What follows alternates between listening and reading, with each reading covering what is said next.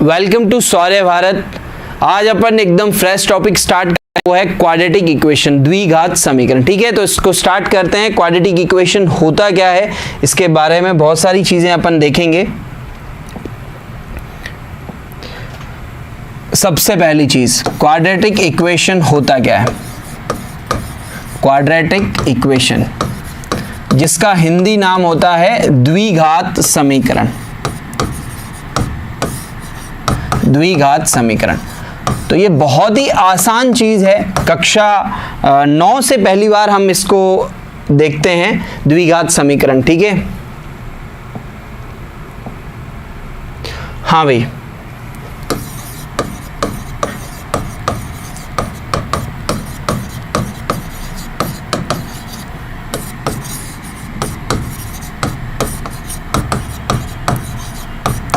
ठीक है। सबसे पहली बात करते हैं कि इसका व्यापक समीकरण क्या होता है। व्यापक जनरल इक्वेशन क्या होती है। तो इसकी जो जनरल इक्वेशन, व्यापक समीकरण क्या होता है, वो होता है बेटा ax² plus bx plus c बराबर 0। क्वाड्रेटिक इक्वेशंस, क्वाड्रेटिक इक्वेशंस का मतलब क्या होता है कि एक ऐसा पॉलिनोमियल जिसकी डिग्री कितनी हो, 2। जिसकी डिग्री कितनी होनी चाहिए बेटा, 2। और डिग्री क्या होती है, डिग्री का हिंदी होता है घात। डिग्री क्या होती है, वेरिएबल की हाईएस्ट पावर। वेरिएबल जो एक से ज्यादा वैल्यू लेता है, जिसको हिंदी में चर बोलते हैं। तो यहाँ पे जो डेटा आप देखो, व्यापक समीकरण में x², वेरिएबल कौन है यहाँ पे इस समीकरण में, x। ये बेटा अपन 1 वेरिएबल की क्वाड्रेटिक इक्वेशंस पढ़ रहे हैं। ठीक है, उसी के साथ अपन डील करेंगे। यहां पर a, b और c क्या है, तो यहां पे मैं आपको बता दूं, a, b और c जो है वो रियल वैल्यूज है, जिसको अपन कांस्टेंट भी बोल सकते हैं। और इसका हिंदी क्या होगा, ये वास्तविक मान है। ये वास्तविक मान है, जिसको अपन अचर भी बोलते हैं बेटा हिंदी में इसको। ठीक है, मतलब जैसे मैं अगर एक एग्जाम्पल लूं आप लोगों के सामने, तो ये कोई बड़ी बात नहीं होगी। जैसे 3x² माइनस 5x प्लस 4 बराबर 0। आपको क्या करना है, कंपेयर करना है, इससे और इससे कंपेयर करना है। मैं पूछ रहा हूं a का वैल्यू कितना है, आप बता सकते हो कंपेरिजन करके। बिल्कुल, बहुत बढ़िया। a का वैल्यू कितना होगा भाई, आप b का वैल्यू बताओ कंपेयर करके। वेरी गुड बेटा, साइन का भी ध्यान रखना है, चिन्ह का भी ध्यान रखना है। b का वैल्यू कितना है, -5, और c का वैल्यू कितना है, 4। तो अब आपको समझ में आ रहा है कि a, b, c real values है, कांस्टेंट है, इसमें कोई डाउट नहीं होना चाहिए किसी बच्चे को। ये एक वास्तविक मान है, जिसको हिंदी में अचर बोलते हैं। ठीक है, अब मेरी बात को सुनना बेटा, किसी भी क्वाड्रेटिक इक्वेशंस की सबसे पहली कंडीशन क्या है। अगर उस क्वाड्रेटिक इक्वेशन का जो जनरल इक्वेशन है वो ऐसा दे रखा है, ax² plus bx plus c बराबर 0, तो प्रतिबंध किस पे होता है, प्रतिबंध ये होता है कि बेटा a का मान कभी भी शून्य नहीं हो सकता। a वास्तविक ही होता है, लेकिन a 0 नहीं हो सकता। a 0 हो गया तो क्या हुआ, a अगर 0 हो गया तो ये टर्म्स खत्म हो जाएगी, तो फिर ये क्वाड्रेटिक नहीं। बहुत बढ़िया बेटा, जोर से बोल सकते हो, कोई दिक्कत नहीं। लीनियर इक्वेशन बन जाएगा, ये रेखिक बन। अगर मान लो ये a 0 हुआ, तो मुझे बताओ इक्वेशन ऐसी बनेगी, bx प्लस c बराबर 0। ये क्वाड्रेटिक नहीं है, ये लीनियर है, लीनियर पॉलिनोमियल है, हिंदी में जिसको रेखिक समीकरण बोलते हैं। तो बेटा ये ए बी सी है ना, उसमें एक पे प्रतिबंध रहता है, और वो प्रतिबंध किस पे रहता है, ए पे, कि भाई ए का मान कभी भी शून्य नहीं होना चाहिए। बी और सी 0 हो सकते हैं, बिल्कुल हो सकते हैं। जैसे अगर कोई बच्चा मुझे ये बोले कि सर क्या मैं इसका वैल्यू 0 ले सकता हूं, क्या मैं इसका वैल्यू 0 ले सकता हूं। जैसे देखो बेटा, ये आपके सामने इक्वेशंस है, ax² plus bx plus c बराबर 0। मैंने बोला भाई a 0 नहीं हो सकता, बाकी b और c कोई भी वास्तविक मान, कोई भी रियल वैल्यूज ले सकते हो। जैसे मैं आपके सामने एक एग्जांपल लेता हूं और मैं आपसे पूछ रहा हूं x² बराबर 0, क्या ये क्वाड्रेटिक इक्वेशन है? yes, क्या ये द्विघात समीकरण है? हाँ। अगर आप इसको बिल्कुल इसका जो जनरल फॉर्म है उस पे आना चाहते हो, तो जनरल फॉर्म में ऐसे लिखा दूंगा, मुझे बताओ, कंपेयर कर सकते हो, दोनों चीजें एक ही है। 0 इंटू एक्स क्या देगा 0, प्लस में 0, 0 प्लस 0 क्या देगा 0, तो कोई इफेक्ट नहीं आया। और कंपेयर कर सकते हो, इसका b भी 0 है और इसका c भी 0, लेकिन a 0 नहीं होना चाहिए। और इसका a कितना है बेटा 1, इसके गुणे में कौन सा नंबर है, तो वो 1 है। बात समझ में आ रही होगी सभी बच्चों को। अच्छा, अगर मैं आपको ऐसा एग्जाम्पल लूं, अगर मैं आपके सामने इस तरह का एग्जाम्पल लूं, जैसे एक्स स्क्वायर प्लस 4 बराबर 0 और बोलूं क्या ये क्वाड्रेटिक इक्वेशन है? यस सर, बिल्कुल है। कंपेयर करूं बेटा जनरल के साथ, तो x square plus 0 into x plus 4 बराबर 0, यहाँ पे a कितना है 1, b कितना है बेटा 0 और c कितना है बेटा 4, तो b 0 हो सकता है। आइदर मैं ऐसे भी ले सकता हूं 3x square minus 7x equals to 0, क्या ये क्वाड्रेटिक इक्वेशन है? यस सर, बिल्कुल है। यहाँ कौन 0 है बता सकते हो? बिल्कुल c 0। यहाँ पे सर a का वैल्यू 3 है, b का वैल्यू -7 है, बट c जो अचर कांस्टेंट टर्म होता है वो 0 है। तो बेटा b और c कोई भी 0 हो सकता है, लेकिन a 0 नहीं होता है। ये कंडीशन है किसी भी जनरल इक्वेशन का क्वाड्रेटिक इक्वेशन होने की। ठीक है, अब बात करते हैं बेटा इसके सॉल्यूशंस के, इसकी रूट की।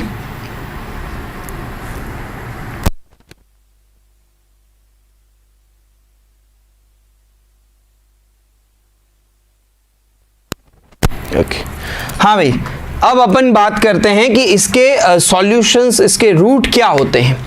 ठीक है, नेक्स्ट जो मेरा टॉपिक है वो है roots of the quadratic equations.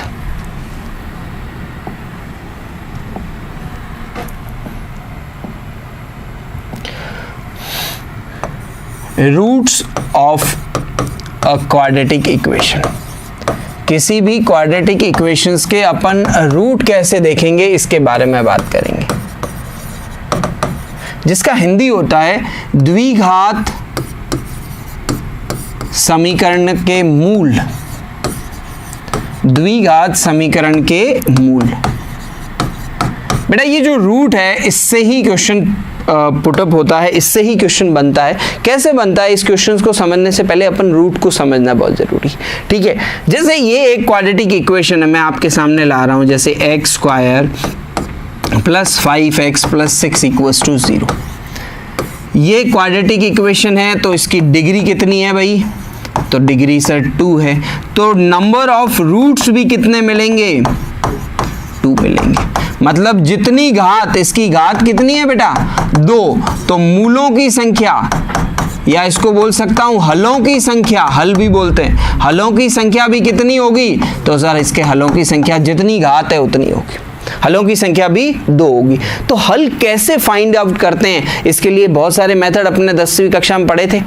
ठीक है, एक स्प्लिटिंग मेथड होता है, तोड़ के करते हैं, श्रीधराचार्य नियम होता है, एक कंप्लीटिंग द स्क्वायर होता है, बहुत सारे मेथड्स अपन ने पढ़े थे। लेकिन होता क्या है रूट, और रूट का मीनिंग क्या होता है, इसको मैं यहाँ पे बताने की कोशिश करूँ तो रूट ये होता है कि x की वो वैल्यूज, कोई भी हो सकती है, मुझे नहीं पता, यहाँ पे ये मान लो वैल्यू अल्फा है, जो इसमें रखने पर इस इक्वेशन को सेटिस्फाइड करे। और इक्वेशन को सेटिस्फाइड करने का मतलब है LHS और RHS इक्वल आ जाए, बायां पद और दायां पद बराबर आ जाए।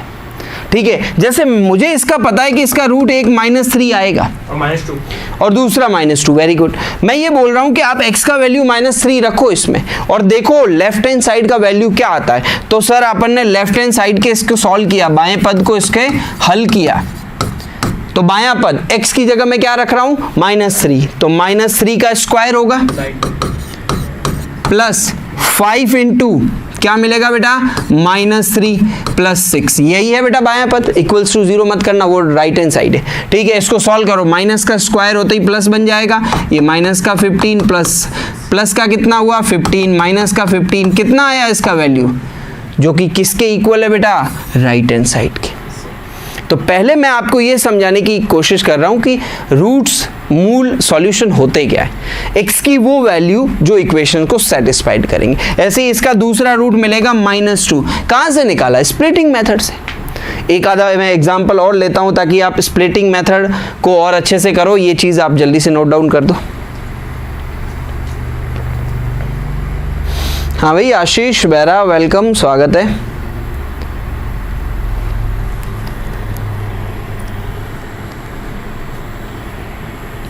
ये बहुत ही बेसिक था बेटा, बहुत ही ज़्यादा बेसिक है। ठीक है, अपन धीरे धीरे स्टेप टू स्टेप आगे बढ़ेंगे यहाँ पे। ये मैं उन बच्चों को बताना चाहता हूँ जो भूल गए कक्षा 10 के बाद के क्वाड्रेटिक इक्वेशन भी कोई चीज़ होती है बेटा। तो क्वाड्रेटिक इक्वेशंस का एनडीए एक्स ग्रुप में बहुत ही अच्छा वेटेज है बेटा। स्पेशली एनडीए में बेटा कई साल 5-6 क्वेश्चन तक पूछे गए हैं क्वाड्रेटिक से।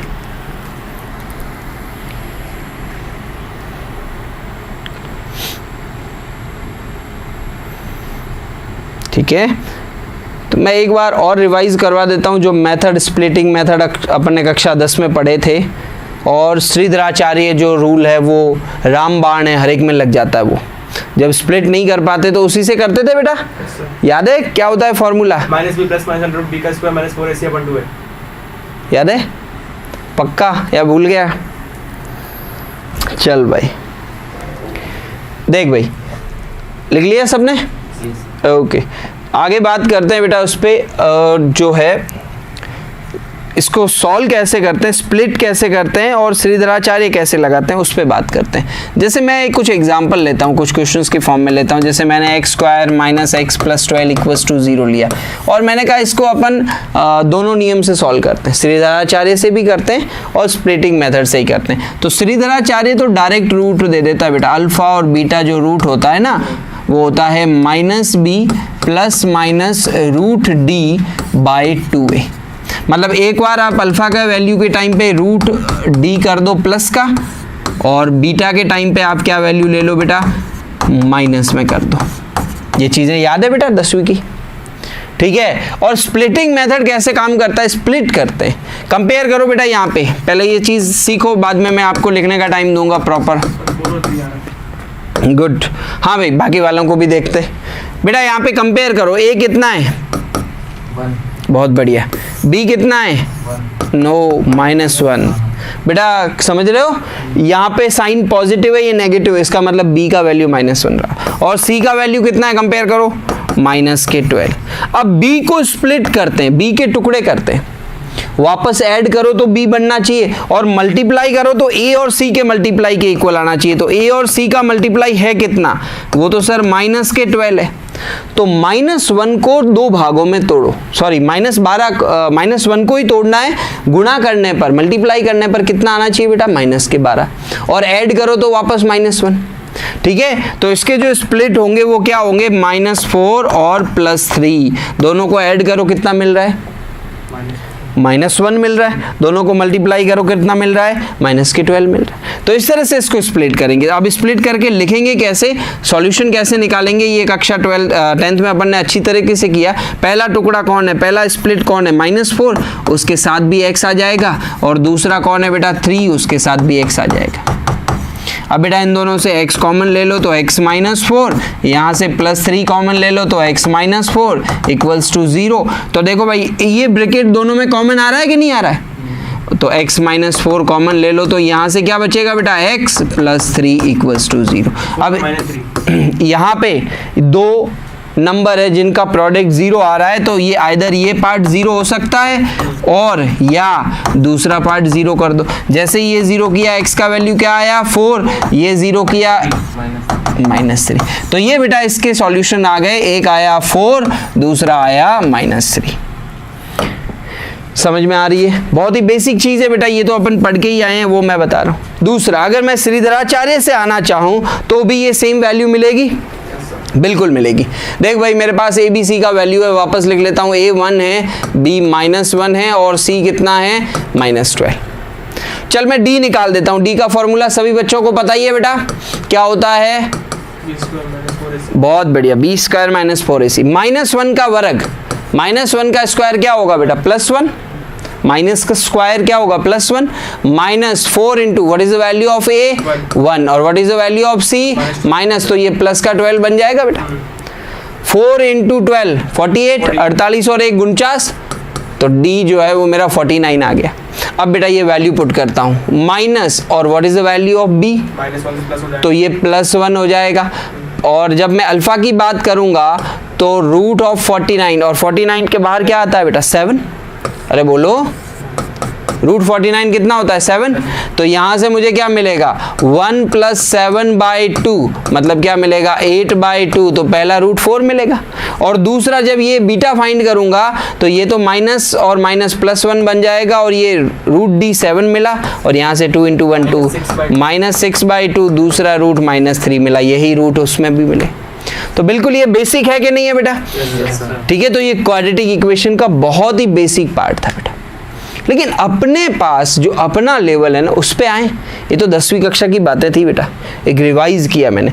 अपना जो लेवल है अपने किस तरह के क्वेश्चंस आते हैं उसमें मैं अगर आऊं तो अपने जो क्वेश्चंस आते हैं बेटा वो इस तरह के क्वेश्चंस आते हैं। आपको मैं कुछ चीज़ें इसमें बता देना चाहता हूँ। पहली चीज़, अगर ये एक क्वाड्रेटिक इक्वेशन है ax² + bx + c = 0 और इसके दो रूट है, एक अल्फा है और दूसरा बीटा है, तो बेटा आपको मैं बताना चाहूंगा कि रिलेशन होता है एक relation between coefficient and roots. ठीक है, ये रिलेशंस क्या होता है इस पे अपन अभी बात करेंगे। ठीक है, मतलब यहाँ पे अगर मैं बोलूं तो गुणांक वह मूलों के मध्य संबंध, गुणांक और मूलों के मध्य क्या संबंध होता है इस पे अपन बात करेंगे। ठीक है भाई, तो क्या संबंध होता है आपको पता है, अल्फा प्लस बीटा जिसको अपन बोलते हैं सम ऑफ रूट्स, ठीक है, मूलों का योग, इसका मान किसके बराबर होता था बेटा? क्या सभी को याद आ रहा है बेटा ये रिलेशन? ABC वैल्यू पता ही है, जनरल है बेटा। अच्छा, दूसरा प्रोडक्ट ऑफ रूट, बहुत बढ़िया, C/A, ये मूलों का गुणनखंड है अगर इसके मूल अल्फा और दूसरा है।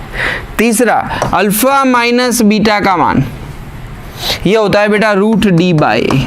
ये भी एक रिलेशन रहता है जो 10वीं तक यूजुअली नहीं बताया जाता है। ठीक है, तो पहले आप इस रिलेशंस को लिखो, इस रिलेशंस को आप लिखो बेटा।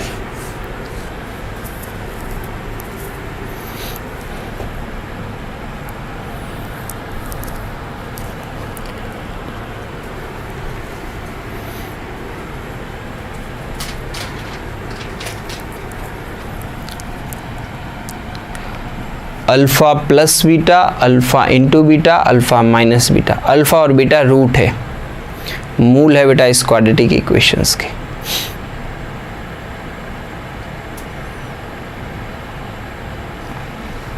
और डी का वैल्यू तो पता ही होता है, डी का वैल्यू क्या होता है b² - 4ac।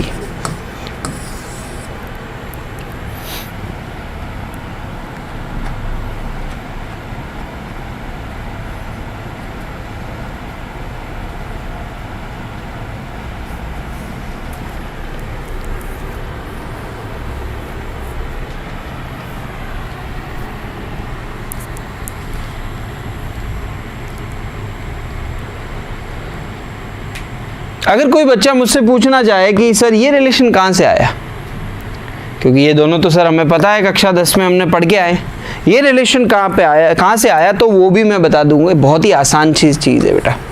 देख भाई, अल्फा प्लस बीटा कितना दे रखा है, तो आप बोलोगे सर -b/, दे रखा है कि नहीं दे रखा है बेटा। अल्फा इंटू बीटा कितना दे रखा है बेटा c/, ये भी आपको पता है। अब मुझे एक बात बता, मैं एक इन इक्वेशंस पे आऊँ तो मेरे पास a - b का स्क्वायर, इसको मैं ऐसे लिख सकता हूँ बेटा a + b का स्क्वायर -4ab। ये कहाँ से लाया मैं, पता ही है? a + b का होल स्क्वायर खोलो, क्या मिलेगा a² + b² + 2ab, और ये माइनस का 4ab। तो मुझे बताओ प्लस का 2ab और माइनस का 4ab क्या रिजल्ट करेगा, और इसको खोलो क्या मिलता है a² + b² - 2ab। तो ये बहुत इंपॉर्टेंट इक्वेशंस होती है बेटा क्वाड्रेटिक। अच्छा, तो मुझे बताओ ये इसको मैं अल्फा और बीटा में भी तो ले सकता हूँ, alpha plus beta, not plus, it's minus, alpha minus beta का स्क्वायर भी तो मैं ऐसा लिख सकता हूँ, अल्फा प्लस बीटा का square -4ab, not ab again, हाँ अब अल्फा बीटा में आ गए ना, तो अल्फा इंटू बीटा। अब मुझे बता अल्फा प्लस बीटा का वैल्यू कितना है, -b/a। उसका स्क्वायर करेंगे तो कितना मिलेगा, b square by a square, -4 into alpha beta कितना मिला, सी बाई ए। एलसीएम ले लें, एलसीएम कितना आएगा बेटा इसका, तो यहाँ पे क्या बनेगा, बी स्क्वायर। और देख बेटा ये जो है ना a का डिवाइड a स्क्वायर में कितने टाइम जाएगा, a टाइम्स, तो ये बन जाएगा 4ac। अच्छा हाँ ये आ गया। बी स्क्वायर माइनस 4ac क्या होता है, डी होता है। हाँ। तो डी बाई ए स्क्वायर किसका वैल्यू आया, अल्फा माइनस बीटा का होल स्क्वायर। तो अब यहां से मैं दोनों तरफ स्क्वायर रूट ले रहा हूं, तो अल्फा माइनस बीटा कितना मिलेगा, तो सर अल्फा माइनस बीटा ये बन जाएगा रूट डी, ए स्क्वायर है तो ए, और यहाँ पे साइन पॉजिटिव नेगेटिव दोनों होते हैं बेटा, यस सर। साइन, क्योंकि बेटा जब भी आप वर्गमूल करते हो तो प्लस माइनस 2 चिन्ह आता है बेटा। मैं आपको वापस यहाँ पे एक छोटे से एग्जांपल से बता दूं, x square equals to 16, then what is the value of x, +-4। Plus minus 4। क्यों, -4 का स्क्वायर भी कितना होगा 16, और +4 का स्क्वायर भी कितना होगा 16। तो मुझे नहीं पता, मुझे तो ये दिया हुआ है, तो इससे 2 परिणाम मिलते हैं। ऐसे ही बेटा यहाँ पे अल्फा माइनस बीटा का स्क्वायर था, उसका value d by a square आया, तो alpha minus beta plus minus root D by है। ठीक है बेटा, तो इससे जुड़े हुए कुछ सवाल मैं जैसे आप लोगों के सामने ला रहा हूं, ठीक है, इससे जुड़े हुए कुछ सवाल, इसको अपन लेटर ऑन डील करेंगे इन क्वेश्चंस को। जैसे ये सवाल, ओके, जैसे ये क्वेश्चंस बेटा आप लोगों के सामने हैं, इसको सॉल्व करो बेटा। इस क्वेश्चंस को आप कैसे डील करोगे बेटा, क्वेश्चंस आप लोगों के सामने है। X square minus 10x plus 9 equals to 0, मूलों का अंतर क्या होगा, यस सर। मूलों का अंतर, what is the difference of roots. तो बेटा यहाँ पे मैं बोल रहा हूं कि वो चीज पूछ रहा है कि alpha minus beta is what, sir +-3। ठीक है, ऑप्शंस के अकॉर्डिंग डील करो 3। आराम से, कोई दिक्कत नहीं, परेशान होने की जरूरत नहीं है, बहुत ही बेसिक वे में समझाऊंगा।